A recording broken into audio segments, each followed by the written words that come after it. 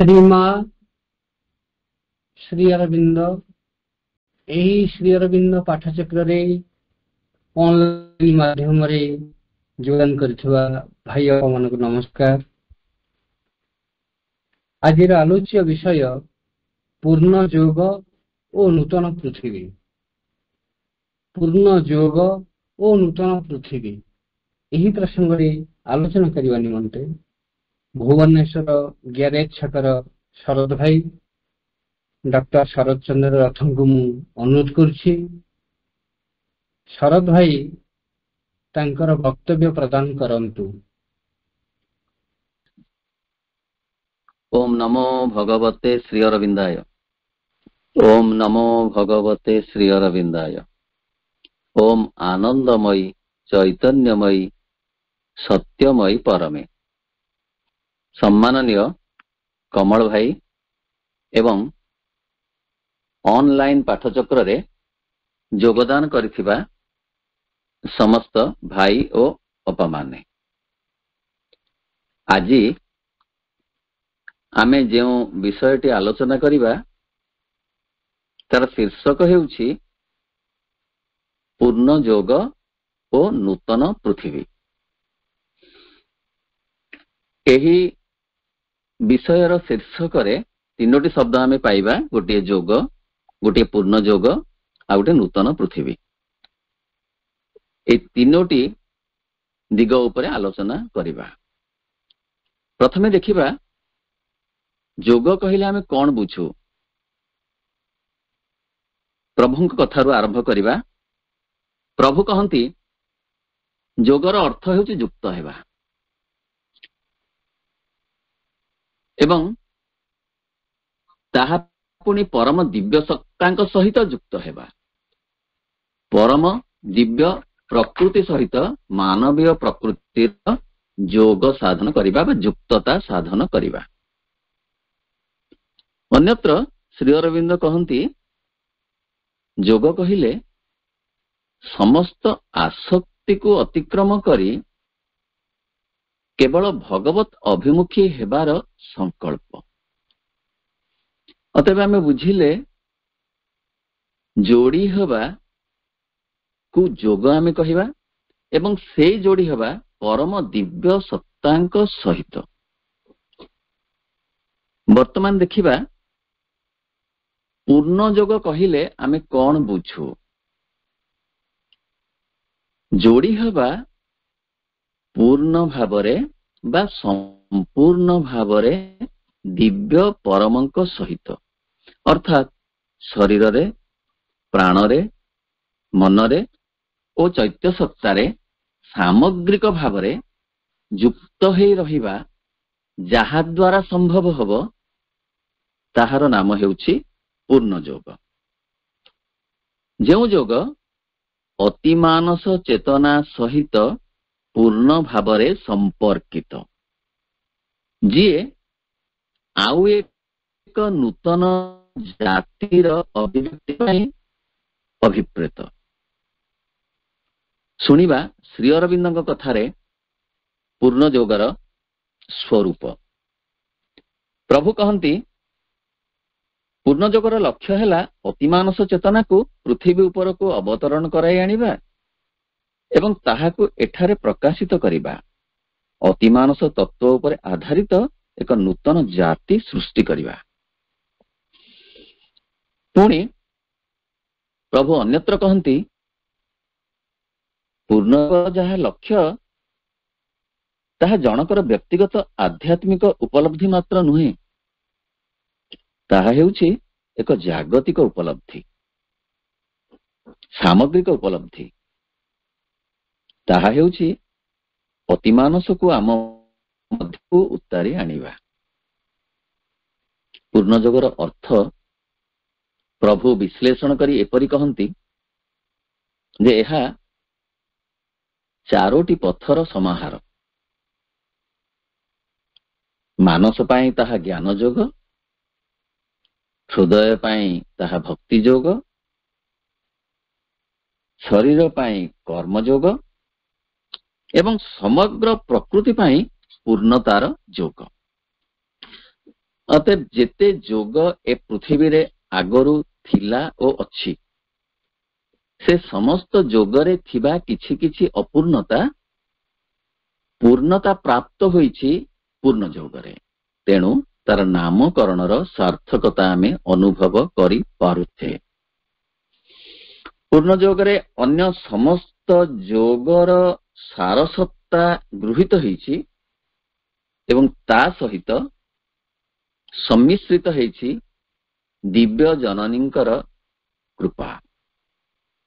ଉଦାହରଣ ସ୍ୱରୂପ ହଠ ଯୋଗରୁ ନିଆଯାଇଛି ଶରୀର ଚର୍ଚ୍ଚା ଓ ଶାରୀରିକ ସୁସ୍ଥତା, ରାଜଯୋଗରୁ ମନର ସ୍ଥିରତା ଓ ଏକାଗ୍ରତା, ଲୟ ଯୋଗରୁ ଆତ୍ମ ନିମଗ୍ନତା ଏବଂ ଅନ୍ୟ ଅନ୍ୟ ଯେତିକି ଯୋଗ ଆମେ ଦେଖୁଛୁ, ଏସବୁ ଭିତରୁ କିଛି କିଛି ସାରାଂଶ ଏଠି ଆନିତ ହୋଇଛି ଏବଂ ତା ସହିତ ଦିବ୍ୟ କୃପା, ଦିବ୍ୟ ଜନନୀଙ୍କର ସମ୍ମିଳିତ ବା ସମନ୍ୱିତ ହୋଇଛି। ଏପରି ଯୋଗ ଆସିନଥିଲା ଆଗରୁ, କାରଣ ସମୟ ଆସିନଥିଲା। ଖୋଜି ଖୋଜି ଏପରି ଯୋଗ ପାଇ ମୁଁ ନାହିଁ କାହିଁ, ସବୁ ଯୋଗର ରାଜରାଣୀ ପୂର୍ଣ୍ଣ ଯୋଗ ଏହି। ସବୁ ଯୋଗର ଏ ମଥାର ମଣି, ଇଏ ହେଉଛି ମୁକୁଟ ସଦୃଶ ପୂର୍ଣ୍ଣ ଯୋଗ। ଆମେ ଭାଇ ବାପା ମାନେ ବଡ ଭାଗ୍ୟବାନ ଯେ ଏମିତି ଏକ ଯୋଗ ସମ୍ପର୍କରେ କିଛି ସୂଚନା ପାଉଛୁ, କିଛି ଧାରଣା ଜାଣୁଛୁ, କିଛି ପାଠ ପଢିବାର ସୁଯୋଗ ମଧ୍ୟ ପାଉଛୁ। ତେଣୁ ଏହି ଅବକାଶରେ ଆମେ ପରମ ପ୍ରଭୁ ଓ ଦିବ୍ୟ ଜନନୀଙ୍କ ଚରଣ କମଳରେ କୋଟି କୋଟି କୃତଜ୍ଞତା ଜଣେଇବା। ମୋ ବିଚାରରେ ଆନ ଯୋଗ ହେଲେ ମର୍ତ୍ତ୍ୟର ତଟିନି ଏତ ମନ୍ଦାକିନୀ ଧାରା, ଆନ ଯୋଗ ହେଲେ ମର୍ତ୍ତ୍ୟର କୁସୁମ ଏତ ଗଗନର ତାରା। ସତେ ଆକାଶର ତାରା ଆମ ହାତରେ ଖସି ପଡିଛି ପରା। ଆମେ ସେଥିପାଇଁ କେତେ ଯେ କେତେ କୃତଜ୍ଞତା ଜଣେଇବା ମା ଆଉ ପ୍ରଭୁଙ୍କ ପାଖରେ, ତାହାର ସୀମା ନାହିଁ, ତାହାର ପଟାନ୍ତର ନାହିଁ। ବର୍ତ୍ତମାନ ଆମେ ଆମର ଆଲୋଚନାର ତୃତୀୟ ଭାଗକୁ ଆସିବା, ଯାହା ନୂତନ ପୃଥିବୀ ସମ୍ପର୍କରେ ସମ୍ପର୍କିତ। ନୂତନ ପୃଥିବୀ କହିଲା କ୍ଷଣି ଆମ ମନରେ ଗୋଟେ ସତେଜ ସରସ ଭାବ ଆସେ ଯେ ଏତେ ବଡ କଥା ଯାହା ଆଗରୁ କେହି ଶୁଣି ନଥିଲେ, ଆମେ ଶୁଣିବାର ସୌଭାଗ୍ୟ ଲାଭ କରିଛୁ। ଆମର ଧାରଣା ଏକଥା ଶୁଣିବା ଆଗରୁ ଥିଲା ଏବଂ ଆମ ପୂର୍ବପୁରୁଷ ମାନଙ୍କର ଧାରଣା ମଧ୍ୟ ଥିଲା ଯେ ଯେଉଁ ପୃଥିବୀରେ ଆମେ ରହିଛୁ ତାହା ସର୍ବୋତ୍କୃଷ୍ଟ ପୃଥିବୀ, ସର୍ବଶ୍ରେଷ୍ଠ ପୃଥିବୀ। ଏହାର ଆଉ ଅଧିକ କିଛି ଘଟିବ ନାହିଁ ଯାହାକୁ ଆମେ ସ୍ୱତନ୍ତ୍ରତା କିଛି ଦେଇପାରିବା। କିନ୍ତୁ ପୂର୍ଣ୍ଣ ଯୋଗର ଆବିର୍ଭାବ ପରେ ଆଜିର ଆମର ଏଇ ପୃଥିବୀ ଏକ ପୁରୁଣା ପୃଥିବୀରେ ପରିଣତ ହୋଇଯାଇଛି। ଆଉ ଏକ ପୃଥିବୀ ଆମ ଦ୍ୱାର ଦେଶରେ ଉପସ୍ଥିତ ହୋଇଛି, କାରଣ ଜଗତରେ ପ୍ରକଟିତ ହୋଇସାରିଛି, ଯାହାର ବାର୍ତ୍ତା କେବଳ ନୁହେଁ, ଯାହାର ସମସ୍ତ ସତ୍ତାକୁ ପ୍ରମାଣିତ କରିଛନ୍ତି ଦିବ୍ୟ ଜନନୀ ଏବଂ ପରମ ପ୍ରଭୁ ଶ୍ରୀ ଅରବିନ୍ଦ। ଏଥିସହିତ ସେ ମଧ୍ୟ ଏହାକୁ କିଭଳି ଭାବରେ ପରିଚାଳନା କରୁଛନ୍ତି ତାହା ଆମେ ପ୍ରତ୍ୟକ୍ଷ ଭାବରେ ଅନୁଭବ ନ କଲେ ମଧ୍ୟ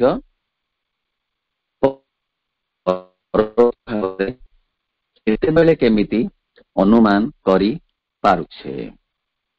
ମାଙ୍କ କଥାରେ ଶୁଣିବା କିଭଳି ଏଇ ନୂଆ ପୃଥିବୀର ସ୍ୱରୂପ। ମା କହନ୍ତି, a new world is burn.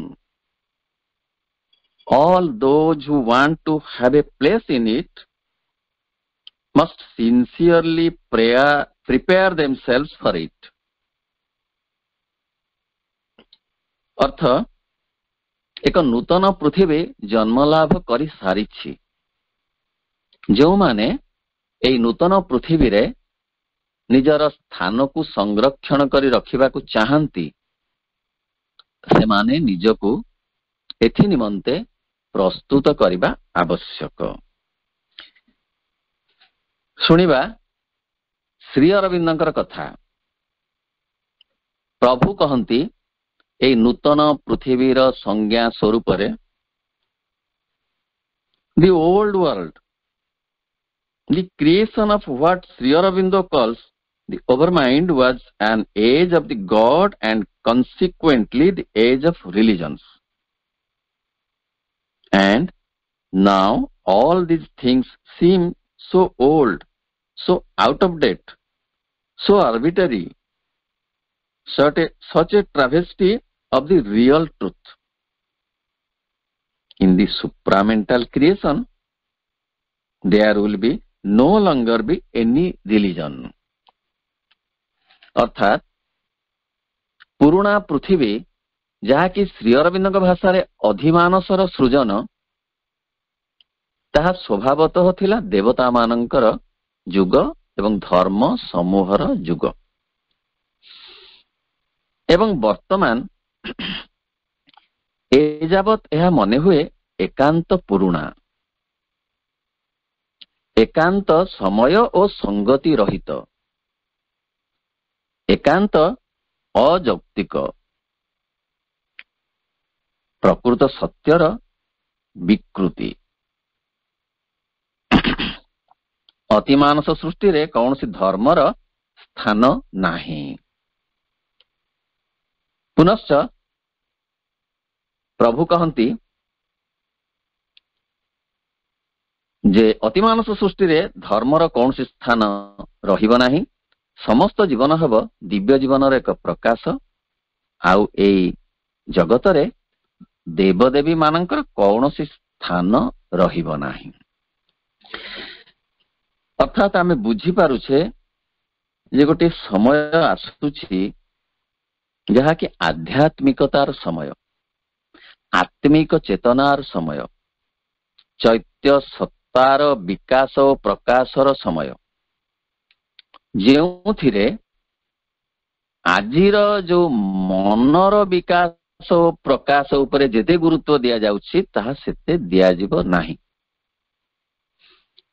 ଆଜି ଧର୍ମ ଦ୍ୱାରା ଏ ପୃଥିବୀ ତଥାକଥିତ ଭାବରେ ଶାସିତ ହେଉଛି, କିନ୍ତୁ ଏ ସମୟ ପରିବର୍ତ୍ତିତ ହୋଇଯିବ ଏବଂ ଆସିବ ସେ ଅଧ୍ୟାତ୍ମ ଚେତନାର ପୃଥିବୀ। ଆମେ ଗୋଟିଏ ସନ୍ଧି କ୍ଷଣରେ ପହଞ୍ଚିଛେ। ପୁରାତନ ପୃଥିବୀ ତଥାପି ଅଛି ଏବଂ ନୂତନ ପୃଥିବୀ ଆସି ଅଧିକାର କରୁଛି ବା କରିବାକୁ ଯାଉଛି ଏଇ ଜଗତକୁ। ମାଙ୍କ କଥାରେ ବର୍ତ୍ତମାନ ସମୟରେ ଆମମାନେ ଠିକ এই ପରିବର୍ତ୍ତନର ସନ୍ଧିକ୍ଷଣରେ ପହଞ୍ଚିଛୁ, ଯେଉଁଠାରେ ଉଭୟ ଜଗତ ପରସ୍ପର ସହ ଜଡ଼ିତ। ପୁରାତନ ଜଗତ ବଜାୟ ରହିଛି ଏବଂ ଏବେ ମଧ୍ୟ ତାହା ଖୁବ ଶକ୍ତିଶାଳୀ। ଅନ୍ୟ ପକ୍ଷରେ ନୂତନ ଜଗତ ମନ୍ଦ ଗତିରେ ଅତି ଅଜ୍ଞାତ ସାରରେ ପରିସ୍ଫୁଟ ହେଉଛି।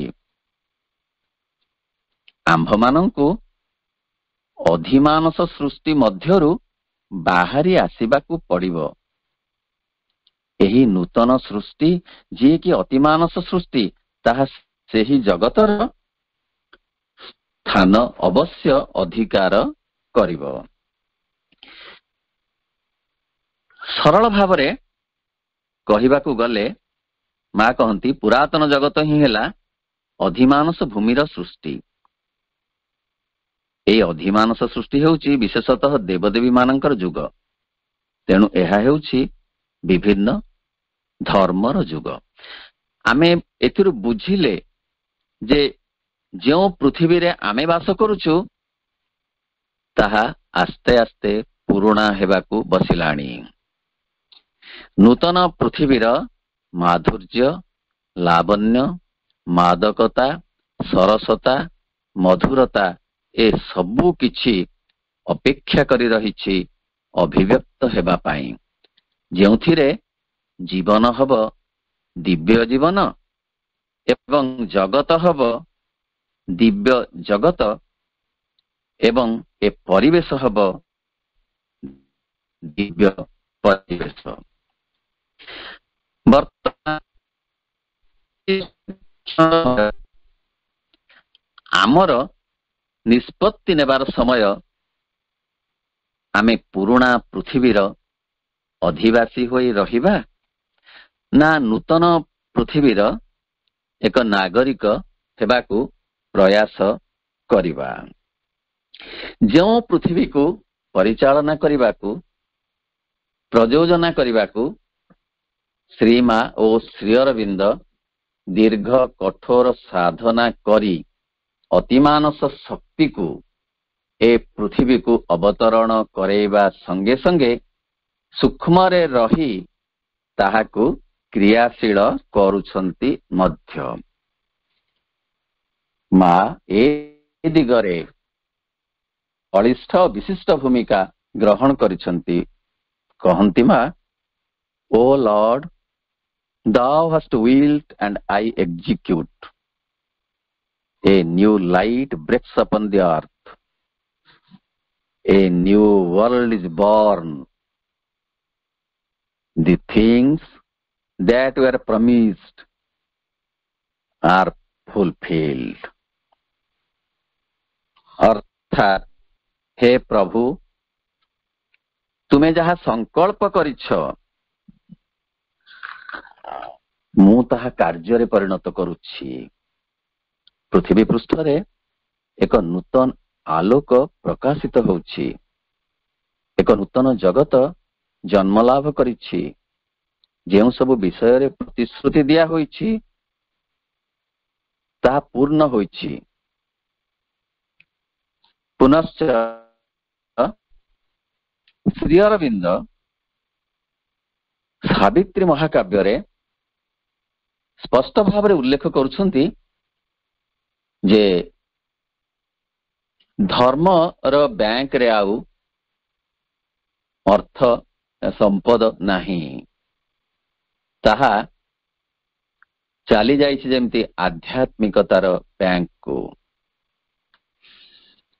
ପ୍ରଭୁ ଏହି ସାବିତ୍ରୀ ମହାକାବ୍ୟରେ ଅନ୍ୟତ୍ର କହନ୍ତି, a new creation from the old shall rise, a knowledge in articulate fine speech, beauty suppressed burst into paradise bloom. ତାର ଅର୍ଥ ହେଲା ପୁରାତନ ସୃଷ୍ଟି ମଧ୍ୟରୁ ନୂତନ ସୃଷ୍ଟି ନିଶ୍ଚିତ ଜନ୍ମଲାଭ କରିବ। ଯେଉଁ ଦିବ୍ୟ ଜ୍ଞାନ ମୁକ ହୋଇ ରହିଥିଲା ତାହା ବାକ୍ଯୁକ୍ତ ହେବ। ଯେଉଁ ସୌନ୍ଦର୍ଯ୍ୟ ଅପ୍ରକାଶିତ ହୋଇ ରହିଥିଲା ତାହା ସ୍ୱର୍ଗର ପାରିଜାତ ପରି ଫୁଟି ଉଠିବ। ଅର୍ଥ, ଏ ପୃଥିବୀ ଯେତେ ସୁନ୍ଦର ହେବା କଥା ସେତେ ସୁନ୍ଦର ହୋଇନାହିଁ, ଯେତେ ମଧୁର ହେବା କଥା ସେତେ ମଧୁର ହୋଇନାହିଁ, ଯେତେ ଲାବଣ୍ୟମୟ ହେବା କଥା ସେତେ ଲାବଣ୍ୟମୟ ହୋଇନାହିଁ, ଯେତେ ସ୍ନିଗ୍ଧ ଲଳିତ ହେବା କଥା ହୋଇନାହିଁ। ତାହା ହେବ ଏଇ ନୂତନ ସୃଷ୍ଟିରେ। ଅଧିମାନସ ସୃଷ୍ଟିର ଏଇ ସୃଷ୍ଟି ବର୍ତ୍ତମାନ ଚାଲିଛି, ଯାହା ଭିତରେ ଲାବଣ୍ୟ, ସୌନ୍ଦର୍ଯ୍ୟ, ଆନନ୍ଦ ଅଛି, ମାତ୍ର ସେଥିରେ ପୂର୍ଣ୍ଣତା ଆସିନାହିଁ। ସେଇ ଅପୂର୍ଣ୍ଣତାକୁ ପୂରଣ କରିବା ପାଇଁ ଆସୁଛି ନୂତନ ପୃଥିବୀ, ଯାହା ପାଇଁ ପ୍ରଦୀପ ପ୍ରଜ୍ୱଳନ କରିବାର ସମୟ ଆସିଛି। ଏତେବେଳେ ସତେ ଶୋଇ ରହିବାର ସମୟ ନୁହେଁ। ମା ଯାହା କହନ୍ତି ଯେ ଏହି ସମୟରେ ସଚେତନ ରହିବା ଏକାନ୍ତ ଆବଶ୍ୟକ। ଯେଉଁମାନେ ଏଥିପାଇଁ ଯଥାଯୋଗ୍ୟ ଧାରଣାର ଅଧିକାରୀ, ସେମାନେ କିନ୍ତୁ ଅବହେଳା କଲେ ମହତୀ ବିନଷ୍ଟିର ଶିକାର ହେବେ। ନ୍ୟୁ ୱାର୍ଲଡର ଚର୍ଚ୍ଚା ଯେତେବେଳେ ଚାଲିଥିଲା ଆଶ୍ରମରେ, ଗୋଟିଏ ସଭାରେ ଜଣେ ପ୍ରଶ୍ନ କଲେ ଯେ ଶ୍ରୀ ଅରବିନ୍ଦଙ୍କ ବାଣୀ ସଫଳ ହେବା ନିତାନ୍ତ ଆବଶ୍ୟକ, ମାତ୍ର ଆଜିର କଳୁଷିତ କର୍ଦ୍ଦମାକ୍ତ ମଣିଷର ମନ ବିଷୟରେ ଚିନ୍ତା କଲେ ସନ୍ଦେହ ଆସୁଛି ଯେ ସତରେ କଣ ବିକଶିତ ହେବ ଦିବ୍ୟ ଚେତନା? ସତରେ କଣ ନୂତନ ପୃଥିବୀ ଏଠି ପ୍ରକଟିତ ହେବ? ଏକଥା ଶୁଣି ଅନ୍ୟ ଜଣେ ଶ୍ରୋତା କହିଲେ, ମୁଁ ଦେଖୁଛି ଯେତେବେଳେ ପଙ୍କ ଭିତରୁ ବିକଶିତ ହେଉଛି ପଦ୍ମ ଫୁଲ, ସେତେବେଳେ ମୋ ଭିତରେ ବିଶ୍ୱାସ ଆସୁଛି ଯେ କର୍ଦ୍ଦମାକ୍ତ ମନ ଭିତରୁ ହିଁ ପ୍ରକଟିତ ହେବ ଅତି ମାନସ। ଶ୍ରୀ ଅରବିନ୍ଦଙ୍କୁ ମଧ୍ୟ ଏମିତି ଏକ ପ୍ରଶ୍ନ ପଚରା ଯାଇଥିଲା, ଯାହାର ଉତ୍ତର ଦେଇ ପ୍ରଭୁ କହିଲେ, ମୁଁ ଜାଣେ ତୁମ ପାଇଁ ଓ ସମସ୍ତଙ୍କ ପାଇଁ ଏହା ଏକ କଷ୍ଟକର ସମୟ। ସମୁଦାୟ ପୃଥିବୀରେ ଅନୁରୂପ ଅବସ୍ଥା ଚାଲିଛି। ବିଶୃଙ୍ଖଳା, ବାଧାବିଘ୍ନ, ଅରାଜକତା ଓ ବିକ୍ଷୋଭ ସର୍ବତ୍ର ଅତି ସାଧାରଣ ଅବସ୍ଥା ହୋଇଯାଇଛି। ଯେଉଁ ମହତ୍ତର ଅବସ୍ଥା ଆସିବ, ତାହା ପରଦାର ଅନ୍ତରାଳରେ ପ୍ରସ୍ତୁତ ହେଉଛି ଓ ବୃଦ୍ଧି ପାଉଛି। ଜଗତର ସବୁଠାରେ ନିକୃଷ୍ଟତମ ବସ୍ତୁ ସବୁ ପ୍ରାଧାନ୍ୟ ଲାଭ କରିଛନ୍ତି। ସତେ ଏଇ କଥା, ଏଇ ବାଣୀର ପ୍ରତିଟି ଶବ୍ଦ ଆଜି ପ୍ରଯୁଜ୍ୟ।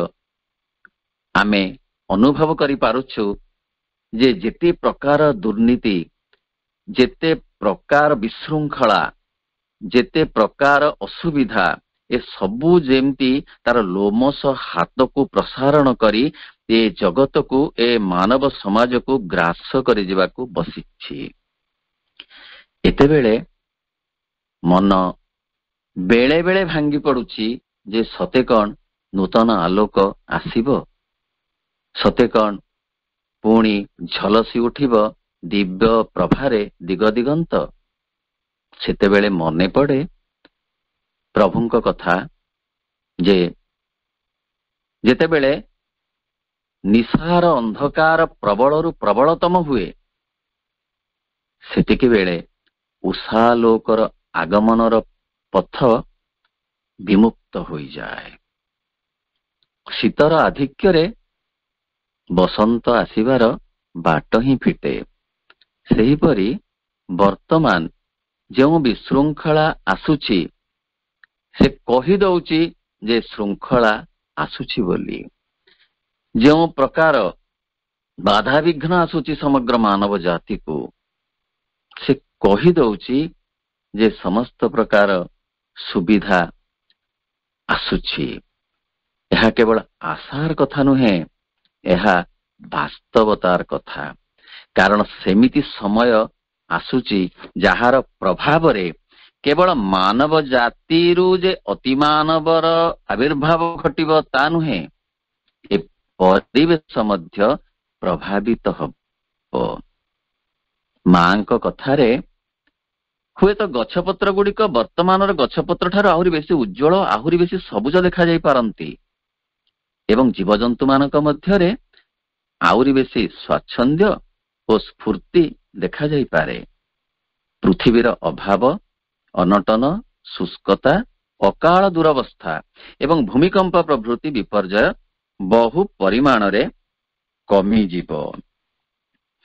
ସେଇ ଶୁଭ ସମୟ ଆସୁଛି, ତାର ଅଭିନନ୍ଦନ ଜଣେଇବା ଆମର ଏକାନ୍ତ କର୍ତ୍ତବ୍ୟ। ଯୋଉ କଥା ମାଙ୍କର ସେଇ ମାର୍ଗଦର୍ଶନ, the world is preparing for a big change. Will you help? ଆମର ସହଯୋଗ ଏତେବେଳେ ମା ଚାହୁଁଛନ୍ତି, ଲୋଡୁଛନ୍ତି।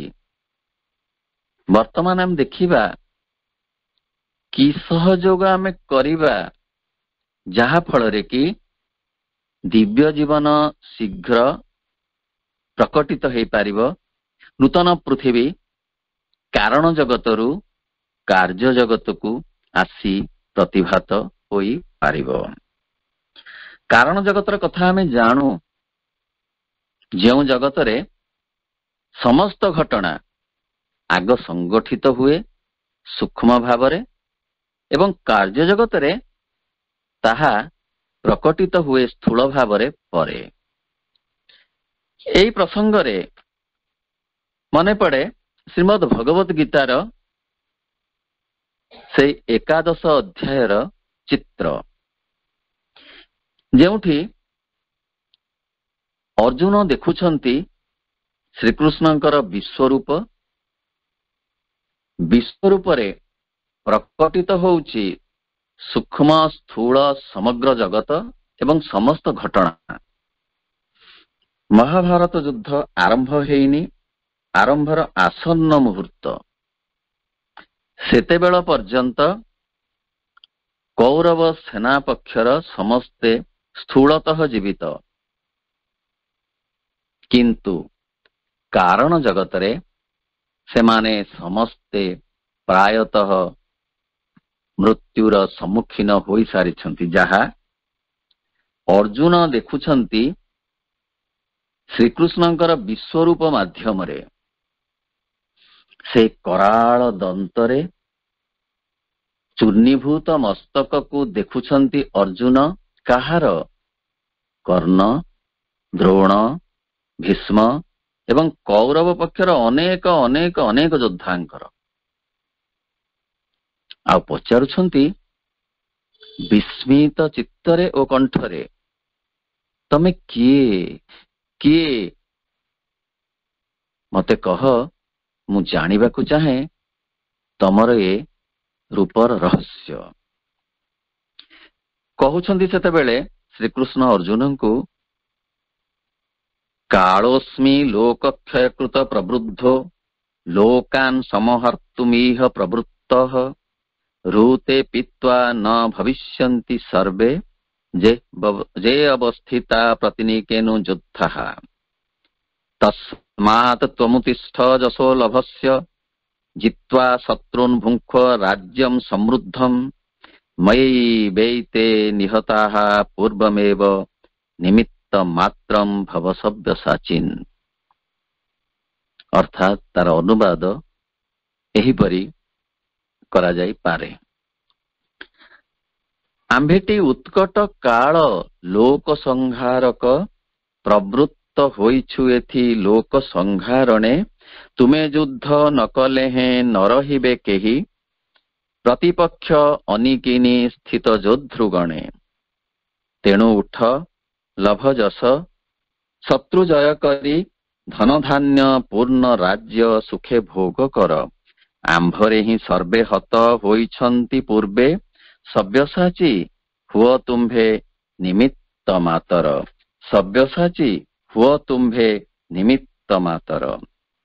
ପ୍ରକୃତରେ ପ୍ରଭୁ ଯାହା କହନ୍ତି, ମନୁଷ୍ୟକୁ ନେଇ ଏ ପୃଥିବୀ ସୃଷ୍ଟି ହେଇନାହିଁ କି ମନୁଷ୍ୟକୁ ନେଇ ଏ ପୃଥିବୀ ସମାପ୍ତ ହେବ ନାହିଁ। ଆହୁରି ଆହୁରି ଚେତନାର ଅଗ୍ରଗତି ଫଳରେ ଏହି ବିଶ୍ୱମୟତାରେ ନୂତନତ୍ୱ ଆସିବ ଏବଂ ମାନବ ଜାତିର ନିଶ୍ଚିତ ଭାବରେ ବିବର୍ତ୍ତନ ଘଟିବ। ଆମେ ଏ ଦିଗରେ କି ସହଯୋଗ କରିବା ତାହା ବର୍ତ୍ତମାନ ବିଚାରକୁ ନବା। ପ୍ରଥମ କଥା ହେଲା ଯେ ଆମେ ଆସ୍ପୃହା କରିବା, ଅଭିପ୍ସା କରିବା ନୂତନ ପୃଥିବୀ ଯଥାଶୀଘ୍ର ପ୍ରକଟିତ ହଉ, ଏ ଜଗତ ଦିବ୍ୟ ଜଗତରେ ଯଥାଶୀଘ୍ର ରୂପାନ୍ତରିତ ହେଉ। ନିରନ୍ତର ଏ ଆସ୍ପୃହା ଆମ ଭିତରେ ଉତ୍ସାହ ଆଣିବ, ପରିବେଶରେ ଭରିଦେବ, ଆଲୋଡ଼ନ ଭରିଦେବ, ଗୋଟେ ମାର୍ଗଦର୍ଶନ ସୂକ୍ଷ୍ମ ଭାବରେ। ତାପରେ ସମର୍ପଣର କଥା ଅଛି, ଯୋଉଥିରେ କି ପୂର୍ଣ୍ଣ ଯୋଗର ଆରମ୍ଭ ଏବଂ ପୂର୍ଣ୍ଣ ଯୋଗର ଶେଷ, ଯାହାକୁ ମା କହନ୍ତି the decision to hand over the responsibility of your life to the divine. ଜୀବନର ସମସ୍ତ ଦାୟିତ୍ୱକୁ ବର୍ତ୍ତମାନ ସମୟ ଆସିଛି ସମର୍ପଣ ମାଧ୍ୟମରେ ମାଙ୍କ ପାଦପଦ୍ମରେ ରଖିଦେବାକୁ। ଏଇ ବିରାଟ ଯୋଉ ଜୟଯାତ୍ରାର ମାର୍ଗ ସେ ସହଜ ହେଇଯିବ ଆଉ ସଂକ୍ଷିପ୍ତ ହୋଇଯିବ ଏଇ ସମର୍ପଣ ମାଧ୍ୟମରେ। The path is long but self surrender makes it short. ଶରୀର ତାର ସମସ୍ତ କର୍ମ ଦେଇଦବ, ପ୍ରାଣ ଦେଇଦବ ତାର ସମସ୍ତ ବାସନା, ମନ ଦେଇଦବ ତାର ସମସ୍ତ ଚିନ୍ତା। ଏଥିରୁ ସମର୍ପଣର ଆରମ୍ଭ ହିଁ ହେବ ଏବଂ କ୍ରମେ କ୍ରମେ କ୍ରମେ କ୍ରମେ ତାହା ବୃଦ୍ଧି ପାଇ ପାଇ ଆତ୍ମସମର୍ପଣରେ ପରିଣତ ହୋଇପାରିବ। ଏହି ପ୍ରସଙ୍ଗରେ ମନେ ପଡେ ସମର୍ପଣର କଥା, ଯାହା ଅତୀତରେ ଆଧ୍ୟାତ୍ମିକତାରେ ଥିଲା ମଧ୍ୟ। କହିଲେ କିପରି ନା, ଶ୍ରବଣଂ କୀର୍ତ୍ତନଂ ବିଷ୍ଣୁ ସ୍ମରଣଂ ପଦସେବନଂ ଅର୍ଚ୍ଚନଂ ବନ୍ଦନଂ ଦାସ୍ୟଂ ସଖ୍ୟଂ ଆତ୍ମନିବେଦନମ୍। এই ନବଧା ଭକ୍ତି ସମର୍ପଣର ପ୍ରତୀକ ଭାବରେ ଥିଲା। କିଏ କେଉଁ ପ୍ରକାରେ ସମର୍ପିତ ହୋଇଥିଲେ ତାହା ଜାଣିବା। ଶ୍ରବଣ ମାଧ୍ୟମରେ ପୂର୍ଣ୍ଣ ସମର୍ପିତ ହୋଇଥିଲେ ଭଗବାନଙ୍କ ନିକଟରେ ରାଜା ପରୀକ୍ଷିତ। କୀର୍ତ୍ତନ ମାଧ୍ୟମରେ ସମର୍ପିତ ହୋଇଥିଲେ ଶ୍ରୀ ଚୈତନ୍ୟ। ସ୍ମରଣ ଦ୍ୱାରା ପ୍ରହ୍ଲାଦ, ଅର୍ଚ୍ଚନରେ ରାଜା ପୃଥୁ, ବନ୍ଦନରେ ସମର୍ପିତ ଅକ୍ରୂର, ଦାସ୍ୟପଣରେ ହନୁମାନ, ସଖାପଣରେ ଅର୍ଜୁନ ଏବଂ ପୂର୍ଣ୍ଣ ଆତ୍ମନିବେଦନରେ ବଳିରାଜା। ତେଣୁ ସମର୍ପଣ ବିନା ପୂର୍ଣ୍ଣ ଯୋଗର ସ୍ଥିତି ନାହିଁ ଏବଂ ଅଭିବ୍ୟକ୍ତି ମଧ୍ୟ ସମ୍ଭବ ନୁହେଁ। ବର୍ତ୍ତମାନ ଦେଖିବା ପ୍ରତ୍ୟାଖ୍ୟାନର କଥା। କଣ ଆମେ ଛାଡ଼ିବା ବର୍ତ୍ତମାନର ପରିପ୍ରେକ୍ଷରେ? ପ୍ରଥମ କଥା, ଅବସାଦର ପ୍ରତ୍ୟାଖ୍ୟାନ।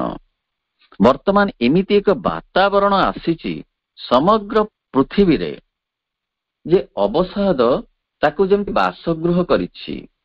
ପ୍ରତ୍ୟେକ ବ୍ୟକ୍ତିର ମାନସ ପଟରେ ଅବସାଦ ହିଁ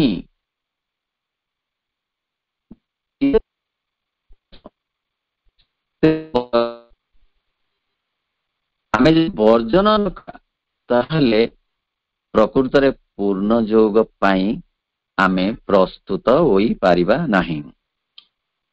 ଶ୍ରୀ ଅରବିନ୍ଦ କହନ୍ତି ଅବସାଦର କୌଣସି ଅର୍ଥ ନାହିଁ, ତାହା ଦ୍ୱାରା ତୁମେ କୌଣସି ପ୍ରକାର ଲାଭବାନ ହେବ ନାହିଁ। ଏହା ହେଉଛି ପୂର୍ଣ୍ଣ ଯୋଗର ସୂକ୍ଷ୍ମତମ ପ୍ରଧାନ ଶତ୍ରୁ। ମାଙ୍କ କଥାରେ depression is the most subtle enemy of the yoga. ପୁଣି ମା କହନ୍ତି ବିଷର୍ଣ୍ଣ ହୁଅ ନା, ଭଗବାନ ବିଷର୍ଣ୍ଣ ନୁହନ୍ତି। ଆମ ଭିତରେ ବିଷର୍ଣ୍ଣତାର କାରଣ, ମୂଳ କାରଣ ହେଉଛି ଅହମ୍, ଯାହା ଈର୍ଷା, ହିଂସା, ସ୍ୱାର୍ଥପରତା, କ୍ରୋଧ, ଲୋଭ, ପରଶ୍ରୀ କାତରତା, ଛଳନା, ମିଥ୍ୟା ପ୍ରଭୃତି ମାଧ୍ୟମରେ ଆମ ଭିତରକୁ ଏଇ ଅବସନ୍ନତାକୁ ଆଣି ଦଉଛି। ତାହା ଆମେ ଜାଣିପାରୁ କି ନପାରୁ ତାହା ଭିନ୍ନ କଥା। ଆମେ ସେ ସମ୍ପର୍କରେ ସଚେତନ ହେବା ପାଇଁ ଏକାନ୍ତ ଆବଶ୍ୟକ। ଆଶା ରଖିବା ଭବିଷ୍ୟତ ସମୁଜ୍ଜ୍ୱଳ। ବର୍ତ୍ତମାନ ପୃଥିବୀର ପରିସ୍ଥିତି ନିଶ୍ଚିତ ପରିବର୍ତ୍ତିତ ହେବ। କେବଳ ପୃଥିବୀର ନୁହେଁ, ଆମ ବ୍ୟକ୍ତିଗତ ଜୀବନର ଯୋଉ ଦୁଃଖ ଅସୁବିଧା, ଅସନ୍ତୋଷ, ଅଭାବ ଆସିଛି ତାହା ନିଶ୍ଚିତ ଭାବରେ ଚାଲିଯିବ। କାରଣ ଯେଉଁ ଉଷାଲୋକ ଆସୁଛି ତାର ସ୍ପର୍ଶରେ ଏ ଅନ୍ଧାର ରହିବ ନାହିଁ। ଯେଉଁ ବସନ୍ତ ଆସୁଛି ସେ ବସନ୍ତର ପ୍ରଭାବରେ ଏ ଶୀତ ତିଷ୍ଠି ରହିପାରିବ ନାହିଁ। ଶ୍ରୀ ଅରବିନ୍ଦ କହନ୍ତି, rejection of the movements of the lower nature, rejection of the mind's ideas, opinions, preferences, habits, constructions, rejection of the vital nature's desires, demands, cravings, sensations, passions, selfishness, pride, arrogance, lust, greed, jealousy, envy, hostility to the truth। ଅର୍ଥାତ୍ opera ପ୍ରକୃତିର ସକଳ ଗତିବୃତ୍ତିର ପ୍ରତ୍ୟାଖ୍ୟାନ କରିବାକୁ ହେବ ମନର ଧାରଣା, ଅଭିମତ, ଅଭିରୁଚି, ଅଭ୍ୟାସ, ପରିକଳ୍ପନା। ପ୍ରତ୍ୟାଖ୍ୟାନ କରିବାକୁ ହେବ ପ୍ରାଣ ପ୍ରକୃତିର ବାସନା, ଦାବି, କ୍ଷୁଧା, ଉତ୍ତେଜନା, ଆବେଗ, ସ୍ୱାର୍ଥପରତା, ଅହଙ୍କାର, ଗର୍ବ, କାମ, ଲୋଭ, ଈର୍ଷା, ଅସୂୟା, ସତ୍ୟ ପ୍ରତି ବିରୁଦ୍ଧାଚାର ଇତ୍ୟାଦି ଇତ୍ୟାଦି।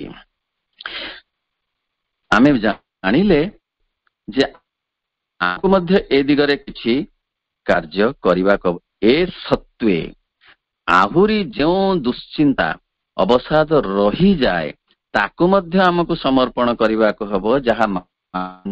ଯାହା ତତେ ବିବ୍ରତ କରୁଛି ତାକୁ ମତେ ଚିନ୍ତାରେ ଦେଇଦେ, ମୁଁ ତତେ ସେଥିରୁ ଟାଣି ବାହାର କରିଦେବି। ତତେ ଏତେ ବଡ ଆସ୍ଥା, ଏତେ ବଡ ଭରସା ମା ଦଉଛନ୍ତି ଆମଠାରୁ ଏଇ ଅବସାଦକୁ ଦୂର କରିବା ପାଇଁ। ତେଣୁ ପ୍ରତ୍ୟାଖ୍ୟାନ, ଏ ନିମ୍ନ ପ୍ରକୃତିର ସକଳ ଗତିବୃତ୍ତିର ପ୍ରତ୍ୟାଖ୍ୟାନ କରିବାକୁ ପ୍ରୟାସ ଆମେ କରିବା। ସେଥିପାଇଁ ପ୍ରଥମ କଥା ହେଉଛି ପୂର୍ଣ୍ଣ ଯୋଗରେ ଆତ୍ମବିଶ୍ଳେଷଣ, ସେଲ୍ଫ ଆନାଲିସିସ୍। ନିଜେ ନିଜକୁ ବିଶ୍ଳେଷଣ କରି ଦେଖିବା ଯେ ଆମ ଭିତରେ କେଉଁ କେଉଁ ନିମ୍ନ ଗୁଣ ସବୁ ରହିଛି। ସେ ଈର୍ଷା, ହିଂସା, ଦ୍ୱନ୍ଦ୍ୱ, ଛଳନା, ଆମେ ଯେତେ ନିମ୍ନ ପ୍ରକୃତି ଆମ ଭିତରେ ରହିଛି ଆମେ ତାକୁ ହିଁ ଖୋଜି ବାହାର କରିବା ଏବଂ ତାକୁ ମାଙ୍କ ପାଦ ପଦ୍ମରେ ସମର୍ପଣ କରିବା ଏବଂ ତାକୁ ପ୍ରତ୍ୟାଖ୍ୟାନ କରିବାକୁ ଆମେ ମଧ୍ୟ ନିଜେ ଚେଷ୍ଟା କରିବା। ଏବଂ ସବୁଠାରୁ ବଡ କଥାଟି ହେଉଛି ଏଇ ଦିଗରେ ନାମ ଜପ। ନାମ ଜପର ପ୍ରଭାବ ଏତେ ଅଧିକ ଯେ ତାକୁ ଭାଷାରେ ପ୍ରକାଶ କରିହବ ନାହିଁ। ଏପରିକି ନାମୀ ଠାରୁ ମଧ୍ୟ ନାମର ପ୍ରଭାବ ଅଧିକ। ନାମ ମାଧ୍ୟମରେ ନାମୀର ଠାବ କରାଯାଏ।